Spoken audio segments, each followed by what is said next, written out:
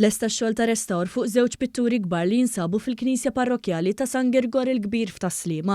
Dan il-proġett b'kollox sewa 110,000 euro kofinanzjament ta' 8% minn fondi tal-Unjoni Ewropea. Iż-żewġ pitturi ġew inaugurati mill-Isqof Joseph Gallia Kurmi flimkien mas-Segretarju Parlamentari għal Fondi Ewropej Chris Bonnet. F'dan il-proġett ta' restawr li taw semon fih ukoll il-parruċċani ta' Taslima ġew mnatfa l-pitturi tnaqqas l-ammont ta' melħ minn fuq is-saf tal-ġebla sar il-kisi protettiv meħtieġ u nagħlqu l-ġonot tal-ġebel. L-ewwel pittura fl-absidejja magħmula bisfond ta' nduratura taż-żejt applikata direttament fuq l-appoġġ tal-ġebel u turi lil Kristu u żewġ anġli. Il-pittura l-oħra li tinsab wara l-artal u hija tila mwaħla mal-ħajt li turi xena mill-ħajja ta' San Girgor il-Kbir. L-Isqof Awżiljarju Gallia Kurmi sostna li kull proġett ta' restawr u ċelebrazzjoni ta' żbuħija u l-Knisja f'Malta filwaqt li jippromuovi l-apprezzament għaż-żbuħija fis-soċjetà Maltija.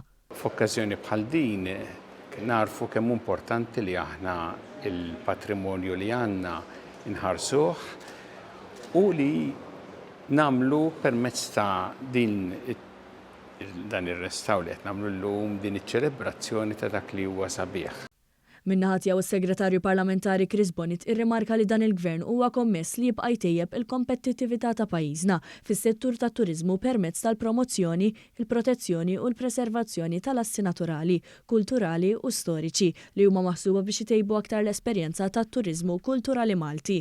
Dawn il-proġetti ġejjin mill-Fond tal-Iżvilupp Reġjonali Ewropew illi għandu parametri oġġettivi ħafna, għandu target ċar li rridu naraw illi permezz ta' dawn il-proġetti li preservaw il-kultura tal-pajjiż però bl-element turistiku wkoll.